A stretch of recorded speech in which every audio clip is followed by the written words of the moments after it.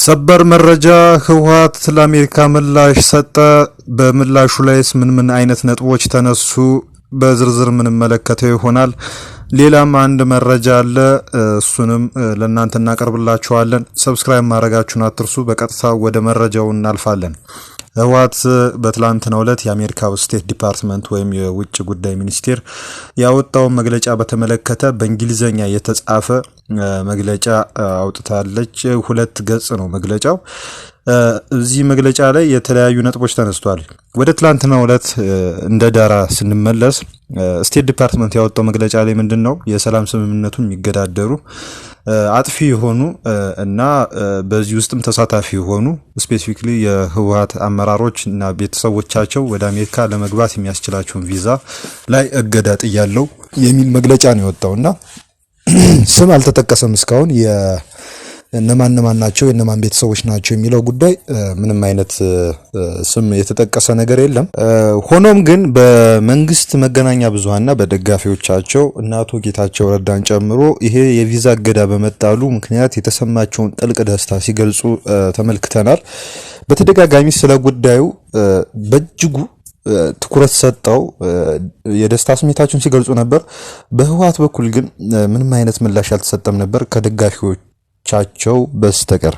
ይሄም ማለት አንዳንድ በይፋ ህወሓትን እንደግፋለን ብለው የሚናገሩ የማህበራዊ ሚዲያ ተጠቃሚዎች፣ የሚዲያ ሰዎችና ጋዜጠኞች በዚህ የቪዛ እገዳ ላይ ምንም አይነት ፋይዳ የሌለውና ተምሳሌታዊ የሆነ ወይም ይሄ ምንድነው የሚባለው ለማስመሰል ያክል የተጣለ ነው እንጂ ኢፌክቲቭ አይደለም፣ ለኛ ወደ ወልቃይትም ሊሆን ይችላል ወደ ሌሎች አካባቢዎችም ለመግባት ቪዛ ያስፈልገንም የሚል አይነት ምላሽ ነው። በእርግጥ ይሄ ምላሽ ከዚህ ጉዳይ ጋር በእጅጉ የተገናኘ እንዳልሆነ ነው እንግዲህ የምናስተውለው። ማንም ሰው ሊያስተውለው የሚችለው ነገር ነው። ወደ መግለጫው ስንመጣ በመግለጫው ላይ ይሄ በትላንትናው ዕለት የተጣለው የቪዛ እገዳ ላይ አሳሳቢ ስለመሆኑ ነው ህወሓት ያነሳው በዚህ መግለጫ ላይ። ይሄውም ደግሞ ባለው የቲፒኤልኤፍ ባለበት ወይም ህወሓት ባለበት ሁኔታ እና የተጠያቂነት አግባብ እንደዚሁም ደግሞ በሌሎችም መስፈርቶች ሚዛናዊና የተሟላ ያልሆነ ነው ይሄ ውሳኔ የሚል ነው የተነሳው። የአሜሪካ መንግስትም የፌደራል መንግስቱ እየፈጸመው ያለውን ተደጋጋሚ የፕሪቶሪያ ስምምነት ጥሰትና ስምምነቱን የመተግበር ድክመት ችላ ያለ ውሳኔን የተላለፈው ለፌደራል መንግስቱ ያጋደለ ውሳኔን የተላለፈው በማለት ህወሓት እንግዲህ ይሄንን የቪዛ እገዳ ተቃውሟል። የፕሪቶሪያ ስምምነት እስካሁን ድረስ አልተተገበረም በማለት ያነሳው ህወሓት ያው እንደተለመደው ህገ መንግስታዊ ስርዓቱ ወደ ነበረበት አግባብ ማለትም ከዚህ በፊት በአማራ ክልልና በትግራይ ክልል ወሰኖች መካከል የነበረው ያከላለል ሁኔታ ወደ ነበረበት አለመመለስ፣ የሀገር ውስጥ ተፈናቃዮች ወደ ቀድሞ ቀያቸው አለመመለሳቸው፣ የፌደራል ያልሆኑ ኃይላት ከትግራይ ክልል ርስት አለመውጣታቸውና መሰረታዊ የሆኑ አገልግሎቶችና የሰብአዊ እርዳታ ስርጭት ላይ መልሶ ይሄ ወደ መደበኛው የስርጭት መስመር የመመለስ ሁኔታ አለመኖር፣ ቲፒኤልኤፍም ደግሞ እንደ ህጋዊና ፖለቲካዊ እውቅና እንዳለው ተቋም ወይም ድርጅት እውቅና አለመስጠት፣ እነዚህ ነገሮች ተግባራዊ አልተደረጉም በማለት አመልክቷል። ይሄም ከ3 ዓመትም በኋላ እነዚህ ዋና ነጥቦች በትልቁ ወይም በጉልህ አልተተገበሩም ተብሏል። ባለፈው ጊዜ የተካሄደው ምርጫ ትግራይን ያላማከለ ነው ያላካተተ ነው በማለት እንግዲህ ህወሓት ጥሪ ነጥቡን አስቀምጧል። የሰብአዊ እርዳታ ቀውስም ወይም የሰብአዊ ቀውሱንም በተመለከተ ያነሳው ነበር። ይሄ የሰብአዊ ቀውስ ሁኔታ የተፈጠረው ከህወሓት ካሳዩ የእምቢተኝነት ሁኔታ አይደለም በማለት ነው በመግለጫው ላይ ያመለከተው። የደሞዝ ክፍያዎችም ይሁን የባንክ አገልግሎት የማግኘትም ይሁን የነዳጅ አቅርቦትም ይሁን የትኛውም አይነት የሰብአዊ እርዳታ አቅርቦትም እስካሁን ድረስ በእጅጉ ተገድቦ ነው የሚገኙት ተብሏል። በርካታ ቅድም እንደጠቀስ ነው ተፈናቃዮች በአስቸጋሪ ሁኔታ ውስጥ እንደሚገኙና ረሃብና ለመከላከል የሚያስችሉ ወይም ደግሞ ባጭሩ ሊፈወሱ የሚችሉ በሽታዎች እስካሁን ድረስ ስለመቀጠላቸው ነው የተመላከተው እና ዋናው ጥያቄ አልተመለሰም።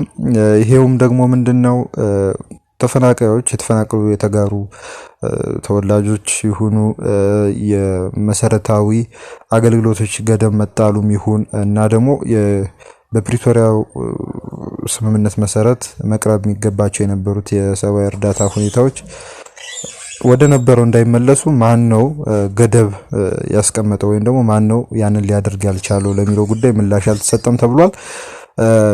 የትኛውም አይነት ሚዛናዊ አሰስመንት ወይም ደግሞ ሚዛናዊ ግምገማ እነዚህን ሁኔታዎች ሊያካትት ይችላል ተብሏል ብሏል ህወሓት። እንግዲህ ይቀጥላል እንግዲህ መግለጫው እንግዲህ ይሄ የተለየ ወይም ደግሞ መርጦ ተጠያቂ ማድረግ አይነት አካሄድ እየተስተዋለ ነው ብሏል። የፌደራል መንግስቱ ላይ ነው እንግዲህ አሁን ወቀሳ ያቀረበው። የፌደራል መንግስቱ በተደጋጋሚ በፕሪቶሪያ ስምምነት ውስጥ የተጠቀሱ ዋና ዋናና ጉልህ ነጥቦችን ለመተግበር አልቻለም በተደጋጋሚ ብሏል። ይሄም ደግሞ ከተደረገው ስምምነትና ስምምነቱ ከተደረገበት መንፈስ ጋር የሚጣረሱ እርምጃዎችን እያደረገ ነው በማለት ከዚህ ቀደም የተደረሱ የድሮን ጥቃቶች፣ የተለያዩ ወታደራዊ ዝግጅቶች ወይም እንቅስቃሴዎችና ገደቦችን ያነሳል እና በሌላም በኩል ደግሞ የተለያዩ ፖለቲካዊ እርምጃዎች የትግራይን የውክልና ሁኔታ በሀገር ውስጥ ወይም በፌዴሬሽን ውስጥ ያለው ውክልና ሁኔታ ያገለለ አይነት አካሄድ እየተስተዋለ ነው በማለት አንስቷል ወይም ስሞታውን አቅርቧል። አንድ የስምምነት ፈራሚ ብቻ ተጠያቂ በማድረግ የሌላውን ግን ችላ በማለት የሚፈጠር ሰላም የለም። ዘላቂ ሰላም ሚዛናዊነትን፣ ቀጣይነትንና ለሁሉም ተፋላሚ አካላት እኩል ተጠያቂነትን ያሰፈነ መሆን አለበት ብሏል። እንግዲህ ለዩናይትድ ስቴትስ ወይም ደግሞ ለአሜሪካ መንግስት ጥሪ ያቀረበው ህወሓት ወደ 5 ያክል ነጥቦችን በመግለጫው ላይ አንስቷል። በፌደራል መንግስቱ ላይ ጫና መፍጠር ያስፈልጋል ብሏል ህወሓት። ይሄውም የፕሪቶሪያ ስምምነት ላይ የተፈረሙ ወይም የተዘረዘሩ ግዴታዎችን እንዲወጣ ጫና መፈጠር አለበት። ደሞዝ ወደ መደበኛ የሰራተኞች ደሞዝ ወደ መደበኛ ሁኔታ መመለስ አለበት። የባንክ ሰርቪስም ወይም የባንክ አገልግሎቶችም እንደዚሁ የነዳጅ አቅርቦትና የሰብአዊ እርዳታ አቅርቦትም በዚሁ መልኩ ወደ መደበኛ መልኩ መመለስ አለበት። የተፈናቀሉ የትግራይ ተወላጆች በጊዜ ገደብ ወደ ነበሩበት ቀይ መመለስ አለባቸው። የፌዴራል ታጣቂ ያልሆኑ አካላት ከትግራይ እንዲወጡ መደረግ አለበት። የህወሓት ህጋዊና ፖለቲካዊ እውቅና በስምምነቱ በቀረበው መሰረት መመለስ አለበት እና ተጠያቂነት ፌርሊ በሆነ ወይም ደግሞ ፍትሃዊ በሆነና ምንም ልዩነት በሌለው ሁኔታ ለሁሉም ተፋላሚ አካላት ተግባራዊ መደረግ አለበት በማለት እንግዲህ በዛሬው ዕለት በእንግሊዘኛ ያወጣው መግለጫ ላይ አመልክቷል። ከፌደራል መንግስቱ በኩል በዚህ ዙሪያ የተነሱ ምላሽ የለም።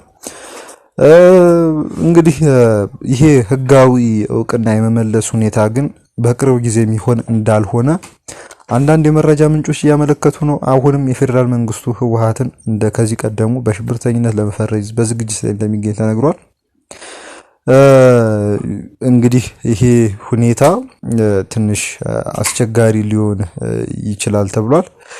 በፌደራል መንግስቱም በኩል እየተወሰደ ያለው እርምጃም ለጊዜያዊ መደናገጥ የተገዛ ነው እንጂ በአስተውሎት የተወሰነ አይደለም ሲሉ አንዳንድ ወገኖች ትችታቸውን አቅርበዋል። እንግዲህ ምን አይነት ሁኔታዎች ይፈጠራሉ የሚለውን እንግዲህ አብረን የምናየው ይሆናል። የአሜሪካ ሚናስ ምን ይሆናል የሚለውን አብረን እናየዋለን። ሰበር መረጃችን ነበር። ሰብስክራይብ አድርጉን።